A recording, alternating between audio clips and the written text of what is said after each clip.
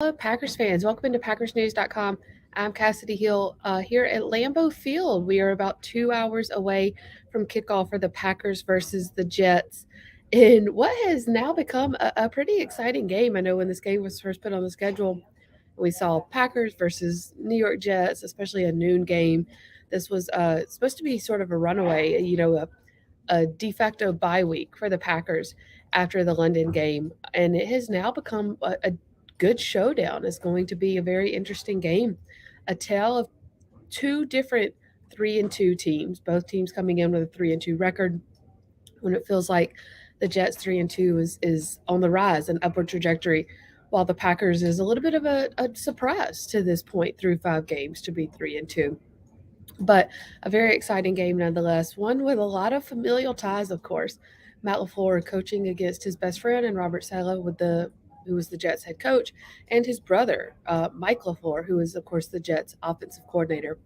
This will be the first time that Mike and Matt LaFleur have been dueling play callers in a real game. They, of course, had the preseason game last year, a lot of vanilla concepts during those preseason games.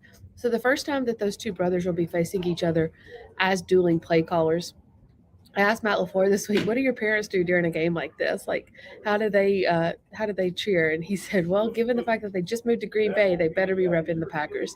So that we will have to wait until the camera inevitably finds them today to kind of see how his parents are doing, or if they're just going completely neutral, completely unbiased. So should be a fun one for sure. If you have any questions, go ahead and drop them in the comments. We're going to get to those here in just a couple of minutes. Um, First, just a couple of housekeeping notes. If you missed the news yesterday, the Packers elevated wide receiver Juwan Whitfrey from the practice squad to today's game day roster. That is his third elevation, which means this is his final one. If the Packers want to elevate him again, quote unquote, to play during a game day, they will have to actually put him on the 53-man active roster. Juwan Whitfrey playing after Christian Watson was ruled out with a hamstring. In fact, with Watson now dealing with his second hamstring injury in 5 weeks, Matt LaFleur was asked on Friday if there was a possibility of shutting him down for a while and giving him time to fully recover. And he said that that is, of course, on the table at least. So something to watch over this next week or two. This is also Sammy Watkins' final week on IR. Or when he went on IR, he had to spend 4 weeks on there. This will be the fourth week, and so could see Sammy Watkins come back within this week. All of that today, though, means that Juwan Whitfrey was elevated from the practice squad. That was the only elevation. The fact that there was not a linebacker elevation, and then of course Tipa Nalai is currently on IR with a hamstring injury as well, would indicate that Rashawn Gary, who was dealing with a toe towards the end of the week, should play. That Rashawn Gary didn't receive an out designation on Friday, and then as we said, no linebacker elevation. He should be good to go today, but of course, with Tipa Nalia out, that depth there is a little bit thinner today versus the Jets and a pretty mobile quarterback. Um, Zach Wilson's such a good passer, but he's not afraid to get out of the pocket as well, and that was something that really hurt the Packers with Daniel Jones last week and the Giants. Even though they knew he was going to be running bootlegs, they still weren't able to really defend it. With that being said, let's pop up this first question. Adam asks, is Joe Barry on the hot seat? Given that it's only been 5 weeks so far, I would say no. Um, the issue thus far with Barry has been a lack of adjustments. And he said on Thursday that he adjusts all game. It does not feel like Matt LaFleur agrees, given some of the things that he has said. And Matt LaFleur has even said that he went to Joe Barry and was like, do this, do that. And so I think that he's not on the hot seat yet, but the seat is getting warm. That being said, let's hear from the locker room this week with a couple of different things. Jair Alexander had a lot to say on Friday, as he usually does, and Jair Alexander has also been outspoken about some of the issues he's had with the defense thus far. But he called their game plan for today, quote unquote, flawless. Let's hear what Jair had to say. This game plan we got here is pretty flawless. So a lot of adjustments were made, and it's just time to execute now on our end.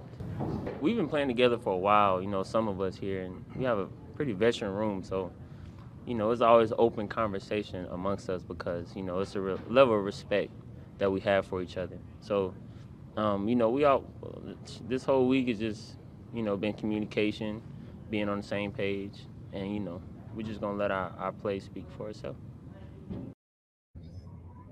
So he's got to let their play speak for themselves. Um, One of the main issues, though, with the defense so far has been I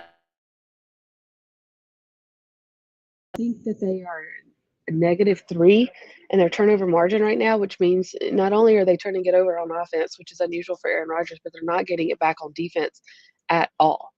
And that was not supposed to be this defense's identity, especially consider that the, how much zone they've been playing. You should be able to create more turnovers in zone. So not only have they been playing a scheme that doesn't necessarily fit their personnel, they haven't been playing it well.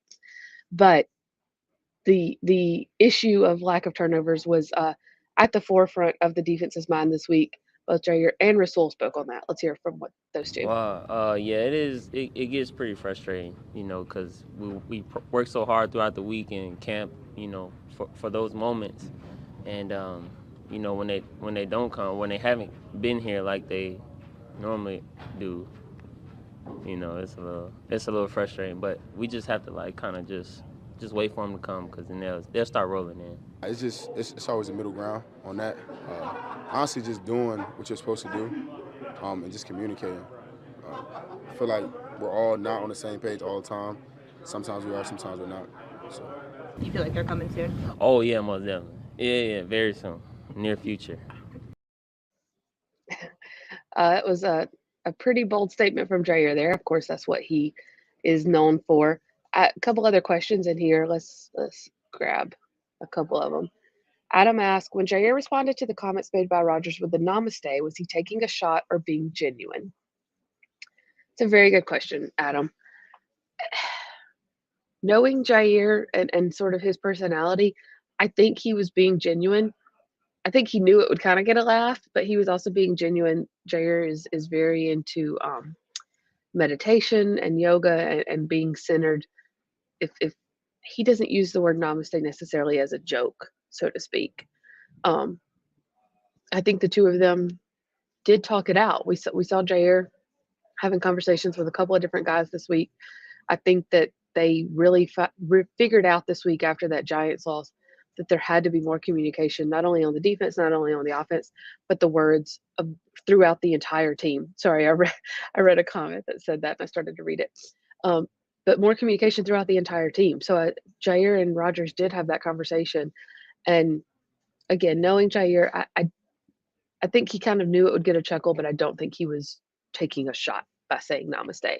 That's just very much in his wheelhouse, in his personality. Frank says, hopefully Barry starts bringing the pressure. That's been not a huge issue up front, I would say. They've been able to get home with 4, but the issue has been on the back end, then therefore playing complementary football to the front end with the pressure. They need to be more aggressive. Maybe is that the word you meant to say, Frank? Or I'm going to put my words in your mouth here. It's not even so much the pressure. They just need to be more aggressive overall. They've played too soft, too off. Can they still get home with 4 while also being aggressive on the back end? That'll make a huge difference. Yeah, Frank said yes, aggressive. That's what he meant. Um, Todd says Stokes needs to step up. They aren't throwing at Alexander. Yes, I would agree. Eric Stokes, does need to step up. He hasn't necessarily played. You can come on by, Lily. Everyone say hi to Lily. Um, Eric Stokes has not necessarily played at the same level he did as a rookie. Some of that was just he played better than expected as a rookie. I don't necessarily think he's taken a dip. It's just he hasn't had an upward trajectory like one would expect. Then again, that's also kind of the sophomore slump.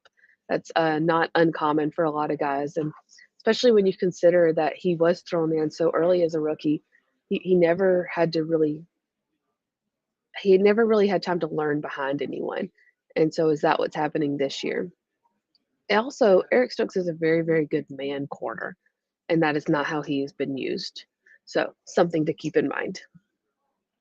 Dory asked, will they be able to watch the middle? We are getting cooked across the middle on defense.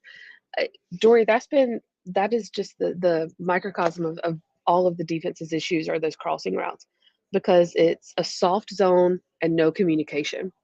If you have either one of those things, you can get cooked on a crossing route. When you have two, offenses are just going to hit them all day. Um, and so, can they get at least one of those things fixed this week? We'll have to see because you know that the Jets are going to come out and try that right away just to see what the defense adjustments have been. Todd says, at least we're not talking about special teams. Exactly. Um, they have at least figured out a way to stop losing the game. Now the next step is can they figure out a way to win the game? And actually, since you brought up special teams, let's talk about this for a second because the only real issue with special teams so far has been Amari Rogers' ball security. He muffed one and he fumbled one. I called on both a fumble, but Rich Bisaccia this week called one a muff, one a fumble. He didn't lose either one of them, but it feels like that's only a matter of time. Just law of averages says he's going to lose one of these here soon. And so, do the Packers make an adjustment before that? Rich Bisaccia has no problem being tough on these guys, but he's also their biggest fan. Does he want to ruin Amari Rogers' confidence by pulling him? Probably not. But then again, does it do any good to leave him in there if that's how he's going to play? Christian Watson was used on kickoffs last week and did a decent job, but of course, with his hamstring keeping him out today, he's not going to be back there, and he wasn't going to be used on punts anyway. Rich Bisaccia did mention this week that Keyshawn Nixon could be a possibility back there on kickoff return. And that's something that Keyshawn Nixon did for Rich Bisaccia with the Raiders. He didn't have a ton of kickoff returns, but the ones he had were decent. So he was very efficient. And Rich Bisaccia asked him this week what he liked about Keyshawn Nixon back there. And he said he's got a little bit of dirt on the back of his neck. He just, loves tough football. He's fast, he's shifty, and he's got good vision. And so could we see him back there today, at least on kickoff return? That'll be interesting to see for sure. So thanks for bringing up special teams, Todd. Isaiah says hi, Kassidy. Hi. Let's hope Joe Barry plays less zone and is more aggressive. It's Jair Alexander, Rasul Douglas, Joe Barry, and Jerry Grader to be believed. That is the plan for today. I want to see what they come out and line up for. It's not even so much the first drive. The first drive is all the offensive scripted plays. Those are the 15 scripted plays. It's not a huge surprise to get burnt on that drive. What do they do on the second drive? What do they do in the third quarter? How do they adjust throughout the game, and do they stay aggressive and play less zone and just not fall back on what Joe Barry wants to call? That will be the interesting part. Frank asked, will Nixon also be back for punts? I don't believe so. Frank, he could be, but the way Rich Bisaccia talked on Thursday, it sounds like it would just be kickoff returns as a possibility. And that's just because fielding kickoffs and fielding punts those are two very different things. And Amari Rogers can do both theoretically, but they are two very different things. And so I don't think we will see Nixon on punts right now. Let's see. We got a couple of other questions in here. Alan had a couple of comments about Joe Barry, which kind of made me laugh. But they did contain a little language, so we're not going to pop those up there. But I see you, Alan. Okay, Daniel says, bet you Mike LaFleur is smart enough to run the ball. He also has Breece Hall, so I would think so. But then again, the Packers have Aaron Jones and A.J. Dillon, so you would think they would as well. They did talk this week about needing to get back to that identity of running the ball. But then again, they've said that every week. And so do they actually do it, and do they stick to it? They've had trouble with the deep ball. I think so far this year on throws of 20-plus yards, Aaron Rodgers is 6 of 23, and he was 0 of 6 last week. And I asked Alan Lazard this past week, from a receiver's point of view, what is the issue on the deep ball? And he said many things, but among them, the thing that stood out to me the most was he said, we need to throw the deep ball in the flow of the game and in the flow of the offense and not when the game depends on it. And I think that's been a huge issue is that they're forcing it. And I know you want to run the ball and then you still want Aaron Rodgers to be able to throw deep. It's a delicate balance, and they just haven't struck it yet. But theoretically, the RPO should set you up for deep shots when you need to take them. But you have to stick with the run to do that. If you don't stay committed to the run, the offense is going to dare you, or the defense is going to dare you to throw, and then those deep shots aren't going to work. You have to stick to the run to then therefore open up the back of the field and let those deep shots come, as Lazard said, in the flow of the game and not when the game is on the line and you're depending on it and you're having to force it in there. So, I wouldn't be surprised if maybe on the first drive we see run, run, run, shot. You know, it, it's a like I said, it's a delicate balance. Matt LaFleur, that is more in his wheelhouse. That is his offense. Um, can he get everyone on board to run it? Is the question. So we shall see today. Speaking of that, that kind of was one of the many issues last week versus the Giants in London. Um, but as this Packers team sort of evolves, they have to figure out how to lose, even when they're not expected to, and how to bounce back from that. They've never lost back to back games under Matt LaFleur. Does that end today or does that streak continue today? Is the question. But Aaron Rodgers was asked this week about Jair's comments, which someone asked earlier, about if you lose versus the Jets, then I'll be worried. And he said, I don't like that talk in the locker room. I'm a big believer in manifestation and words, sort of creating the good energy. And so I asked him this week, do you have to actively combat that talk and that worry of losing in the locker room? Here is what Aaron Rodgers had to say.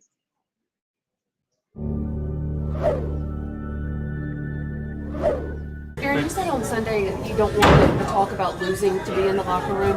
Is that something you have to actively combat after a game? No. No, I don't think so. I don't. But the voices that are speaking need to be cognizant of how powerful words are. And I'm not talking about John. Matt had said a few weeks ago that obviously you guys would rather learn after a win, but can there be value that you see in losing like Sunday? Is there value to it? And what it can kind of do for you guys? I mean, nothing you can learn from this loss. Is it like a kick to you guys a little bit, or? I mean, it shouldn't be. We shouldn't have to amp it up now that we lost a tight game. It's not a bad question. It's something that we always have to be wary of what the pulse of the team is. But anytime there's a loss, there just has to be an uptick in communication, because most of the time communication is where the void falls with the inefficiency on both sides of the ball and in teams, I'm sure. So uptick in the communication, and then the accountability's got to be there. All of us got to hold each other accountable and help us to always understand what the standard is.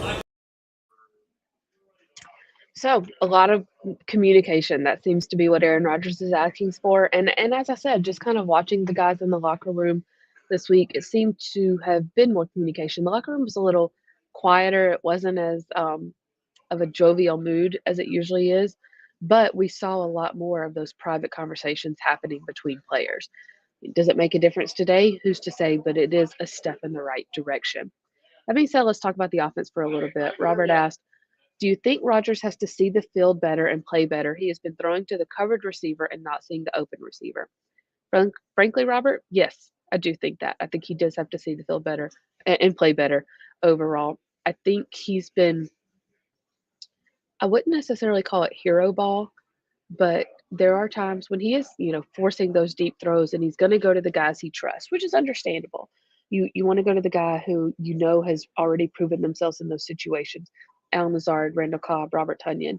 But you go back and you watch the tape, and there's Christian Watson running wide open down the sideline. There's Romeo Doubs coming across the end zone on that 4th and 1 versus the Giants, and Rodgers just didn't see him because he was trying so hard to get it to Lazard. So I think that every time Rodgers goes back and watches the tape, he sees that, and he mentions that on Wednesday. I missed a wide open guy. I've got to trust those guys. And you see him trusting Romeo Dobbs more and more.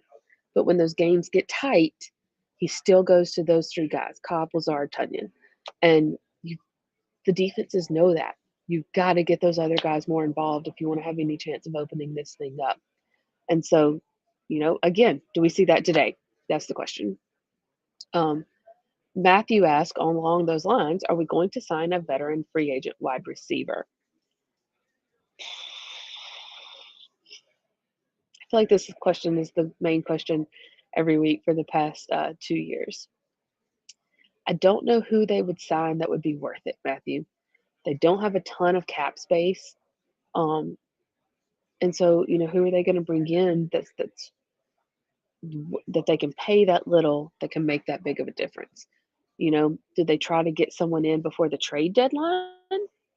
That might be more of a possibility. I would look for a trade more than a free agent signing, and because I feel like you're getting at OBJ here, and I don't even know if he's worth it. He's gonna still be a couple of months out from being able to play the field at best. And so, is he worth bringing in for what the chance of making the Super Bowl and him playing in that one game? And so, I would look for a trade more than a free agent signing. Is essentially what I'm saying. Let's see, a couple other questions here about the receivers. Todd says, I'd like to see Toure instead of Whitfree. Let's get him going. Toure is essentially in his redshirt year with the Packers. That being said, he is a tough guy. He is a strong guy. He's a lot stronger than he looks. I wouldn't mind seeing him in a game or two as well. Let's just see what he can do. And then let's see. Grab a couple other questions here. Back to special teams. Rebecca says, it seems like Bisaccia likes gritty, instinctive special teams veterans. Wonder if that's why guys like Nixon are pretty decent on defense. Yeah, I think that has a lot to do with it because when you're not afraid to play on special teams takes such a different mindset. I mean, you think about the Gunners or the Flyers, as the Packers now call them. You have to just be willing to run down at 20 miles per hour and hit a guy full speed. And when you're willing to do that, defense, the physicality of defense may even seem a little easier.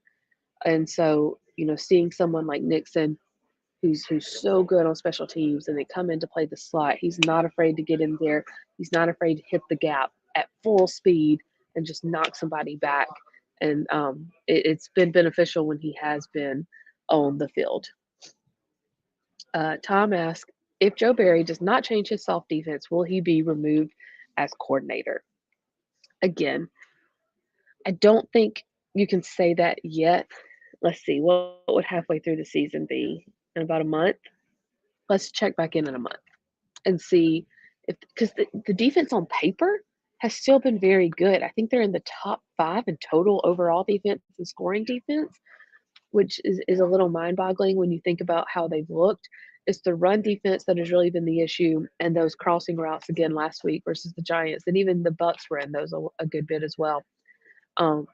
They've been a lot of bend but don't break, but then in a couple of crucial moments they've broken as well. But overall, on paper, they've been good, and so it may be hard for the Packers to justify it just yet. Let's check back in a month. Robert says, do you think Bisaccia could take over the defense if Barry was let go? I don't think he would. He's such a special teams guy. I think it would be Jerry Gray, the defensive backs coach. He could easily fit into that role. He knows these guys and he knows the defense because when you have a coach, here's what you have to remember. When you have a coach fired in the middle of the year, very rarely does the entire scheme change because you can't flip an entire playbook on its head in 1 week. And so the guys still have to essentially run what they learned in training camp and in the OTAs, but just, maybe with some different tweaks and some different play calls. That being said, you remember last year when Joe Barry was out with COVID versus the Arizona Cardinals, Jerry Gray was the DC for that game and called the defensive plays. And that was arguably one of the best Packers defensive performances over the past year or two. So I think you would see Jerry Gray roll into that role. Again, though, it's week 5. I don't see Joe Barry losing his job, at least not right now. He's going to be given the opportunity to make changes. Um, Before we do get ready to kind of take the last couple of questions here, something that did happen this week, might have missed. Kylan Hill was brought back into practice. He is still not technically been activated off the pup list, but he was put into the 21-day window where he began practicing with the team. He now has the Packers have 21 days from when they activated him, which would have been last Wednesday.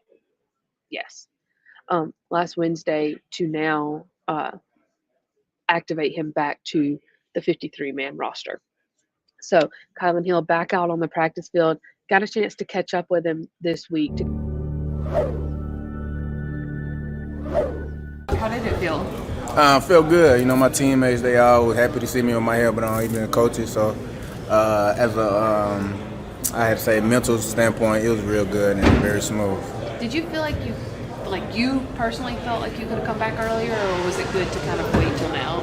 I feel like that window? As a competitor, everybody gonna want to come back early, but I just trusted the trainers and what they had to say, and just follow directions, and I feel like everything worked out. What was the toughest part of this rehab? Basically, just staying patient. You know, being just watching everybody do what they do, missing the game, and just like I said, staying patient. Obviously, was the hardest thing. I know you and Robert Troyer is on the same game, right? I mean, so how much was it helpful to kind of have him there with you, and then was it even like a little bittersweet to see him get activated before you did? Oh yeah, Bobby, you know, he's a great guy. You know, his personality is very, different. You know, I tell him all the time he's very funny. So, like when he finally see me on my helmet on, he was happy, and I told him every time, even when he catch the ball when I was on the sideline, I was like, man, you looking real good. I'm happy for you. Him and David and he. Okay, you've had a practice on the knee. Yeah. What's sort of the aftermath? How does it feel? Feeling real good. You know, so far I've been 2 days in. You know, each practice they ask me how I'm doing, how my knee feeling.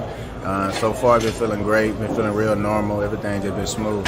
You're now in that 21-day window. Mm-hmm. When do you think you would feel comfortable sort of getting back on the field? I feel like I'll be ready whenever. But now it's just me trusting my trainers and seeing what they see. And obviously, if they think I'm not ready, I'm going to trust them. And whenever they say I'm ready to go. So, could see Kylan Hill back sooner rather than later. There was a question in here from Frank. Do you know if Hill can return punts? He could.